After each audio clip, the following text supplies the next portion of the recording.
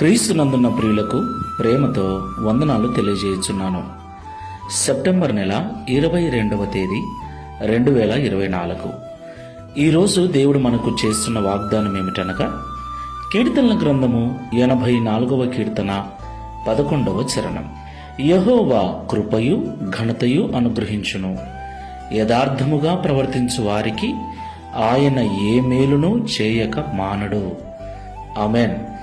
నా ప్రియమైన సహోదరి సహోదరులారా, మనం ఆరాధించే దేవుడు నమ్మకమైన వాడు, నీతిగల దేవుడు, యథార్థవంతుడైన దేవుడు.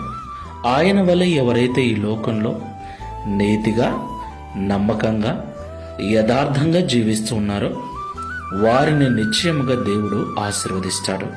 యథార్థ హృదయులను, యథార్థవంతులను బలపరచటానికి యెహోవా కనుదృష్టి లోకమందంతటా సంచారము చేయుచున్నదని